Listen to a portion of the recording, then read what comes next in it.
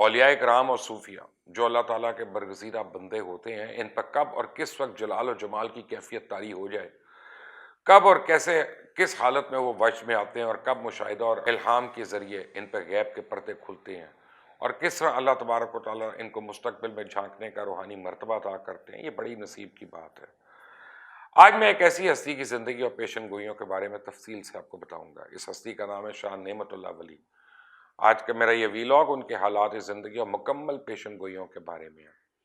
انہوں نے اپنے علم کے ذریعے جو برصغیر پاک و ہند اور ملحقہ علاقوں میں پیش آنے والے واقعات کو بیان کیا، اس بارے جان کر انسانی عقل دنگ رہ جاتی ہے۔ میں آپ کو بتاؤں کہ شاہ نعمت اللہ ولی کی پیشن گوئیاں فارسی زبان میں قصیدے کی صنف میں لکھی گئی ہیں۔ ان کے اشعار میں حضرت مہدی علیہ السلام، حضرت عیسیٰ علیہ السلام اور ان کے دور تک کے حالات بیان کیے گئے ہیں۔ آپ کا دیوان 850 صفحات میں پھیلا ہوا ہے، اور ایک اندازے کے مطابق یہ پیشن گوئیاں 790 ہجری کی دہائی میں کہی گئی تھیں۔ بعد ازاں یہ اشعار ہندوستان کے طول و عرض میں پھیل گئے، اور آج بھی اولیاء کرام کے درباروں اور دین اسلام کے متوالوں کے پاس یہ اشعار صدیوں سے محفوظ چلے آ رہے ہیں۔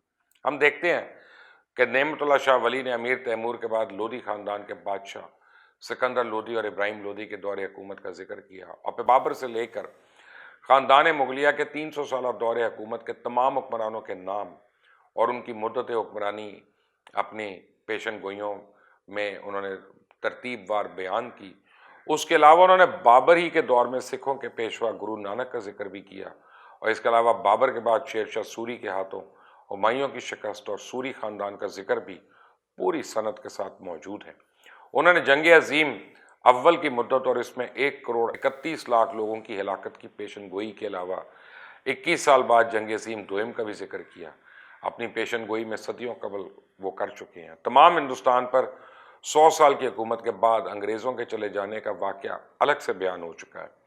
انگریزوں ہی کے دور حکومت میں مہلک جنگی ہتھیاروں اور مشرق میں بیٹھ کر مغرب سے آنے والی آوازوں اور نغموں کو سننے کی سائنسی آلات اور ایجادات کا نصف ہزار سال پہلے پیشن گوئی کرنا، یہ بھی حیران کن کرامت ہے۔ متحدہ ہندوستان کا 2 حصوں میں تقسیم ہونے کا ذکر بھی وہ قیام پاکستان سے 800 سال پہلے کر چکے ہیں۔ وہ ستمبر کی پاک بھارت جنگ کا دورانیہ بھی ایام ہفتہ یعنی 17 دن کے فارسی الفاظ میں بیان کر کے انسانوں کو حیران کر دیتے ہیں۔ نہ صرف یہ بلکہ وہ حضرت نعمت اللہ شاہ ولی قیام پاکستان کے بسا اردو یعنی 23 سال بعد دوبارہ بھارت کے ساتھ 1971 کی جنگ میں مسلمانوں کی خونریزی اور تباہی و بربادی کی داستان نہایت ہی سوز و گداز کے ساتھ بیان کرتے ہیں، کیونکہ اسی ظلم و بربریت کے سائے تلے پاکستان 2 لخت ہوا۔ زمانہ حال میں مسلمانوں کے ہاتھ کام چلانے والا آدمیوں کا آنا ایک نیک بشارت ہے، لیکن دوسری جانب قاضی یعنی جج کی لڑائی اور عدلیہ کی رشوت خوری، اور پھر چور اور ڈاکوؤں کے سر پہ دستار فضیلت رکھنا، اپنے پرفریب نعروں سے عوام کو بیوقوف بنانا پیشن گوئی قصیدے کے ایسے پرمعنی اور بھیانک حقائق ہیں جو آج سب کے سامنے ہیں۔ حضرت نعمت اللہ شاہ ولی کی 850 سال پہلے پیشن گوئی اب تک ماضی اور زمانہ حال کے واقعات کے بارے میں جو کچھ گزرا سو گزرا، لیکن اب مستقبل کے بارے میں ان کی پیشن گوئیاں انتہائی اہمیت کی حامل ہیں۔ وہ مستقبل میں خلفشار کے وقت بت پرست ہندوؤں کا کلمہ گو مسلمانوں پہ ظلم و جبر کا ذکر کرتے ہیں، جسے مسلمان صبر سے کام لیں گے۔ اگلے مرحلے میں پہاڑوں، بیابانوں اور صحراؤں سے مدد کے لیے نکل کے آئیں گے، جبکہ چترال، نانگا پربت، چائنا کے ساتھ گلگت اور تبت کا علاقہ میدان جنگ بن جائے گا۔ اب حضرت نعمت اللہ شاہ ولی اپنی پراسرار پیشن گوئی میں نہایت سخت و سنگین اور خونی منظر پیش کرتے ہیں۔ کہتے ہیں کہ اس دوران دریائے اٹک یعنی دریائے سندھ کفار کے خون سے 3 مرتبہ بھر کر جاری ہوگا۔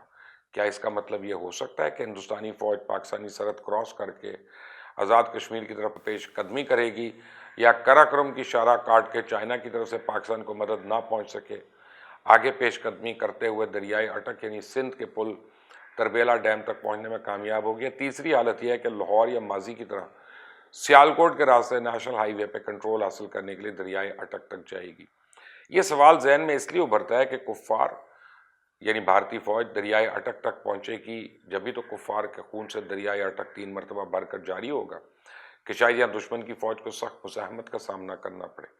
ایسے میں غالب کے آسیہ ہے کہ بھارت کی فوجی اسٹریٹجی یہ ہوگی کہ وہ واگا اور چند دیگر محاذوں پہ جنگ جاری رکھنے کے علاوہ دریائے اٹک عبور کر کے پشاور کے راستے آگے پیش قدمی کرتے ہوئے افغانستان تک آئے، شمال مغرب کی جانب کسی ایک نوآزاد جمہوری ریاست کے ذریعے روس تک رسائی حاصل کرنا چاہے گا۔ اس کی پیشن گوئی کے اشعار کے مطابق کم و بیش انہی ایام میں کابل افغانستان کے لوگ کفار کے قتل کے لیے نکل آئیں گے، جبکہ پیشن گوئی کا اگلا شعر مجاہدانہ جذبے کا نقطۂ عروج ہے۔ عرض غازیان سرحد لرزدہ زمین چو مرکد، یعنی بہرحال اس کا ترجمہ یہ ہے کہ سرحد کے غازیوں سے زمین مرکد کی طرح لرزے گی، وہ مقصد کو حاصل کرنے کے لیے دیوانہ وار آئیں گے۔ اللہ اکبر۔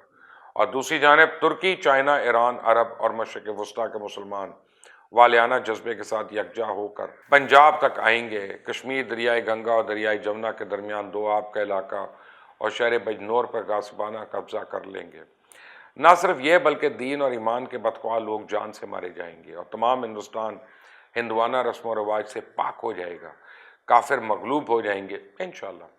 اسی دوران ہندوستان کی طرح مغرب یعنی یورپ کی تقدیر بھی خراب ہوگی اور تیسری جنگ عظیم شروع ہو جائے گی۔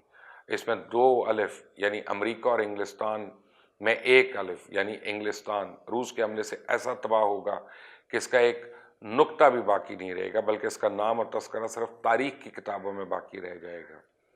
اس پیشن گوئی میں اسلام کی تین اہم شخصیات شیر علی شاہ، عبد الحمید اور حبیب اللہ کے قیاس کردہ نام بھی آتے ہیں جو شاید مستقبل میں ظاہر ہوں۔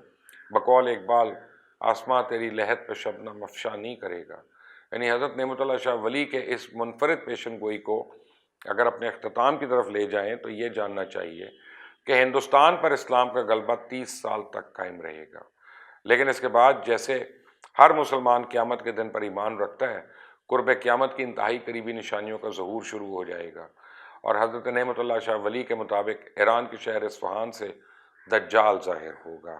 اچانک حج کے دنوں میں امام مہدی علیہ السلام کا ظہور ہوگا، ان کے ظاہر ہونے کی شہرت دنیا بھر میں پھیل جائے گی۔ ادھر دجال کو قتل کرنے کے لیے حضرت عیسیٰ علیہ السلام آسمان سے آئیں گے۔ اس ویلو کا اختتام میں نعمت اللہ شاہ ولی کی آخری شعر پر کروں گا، کیونکہ اپنی شورۂ فاق پیشن گوئی کے لیے اس نازک ترین اختتامی مرحلے پر آ کر حضرت نعمت اللہ شاہ ولی اپنی آخری شعر میں رب کے رازوں کو مزید افشا کرنے سے خود کو روکتے ہوئے کہتے ہیں کہ خاموش باش نعمت اسرار حق ممکن فاش، یعنی اے نعمت اللہ شاہ خاموش ہو جا، رب کے رازوں کو ظاہر نہ کر۔ واللہ العالم بالصواب۔ اللہ حافظ۔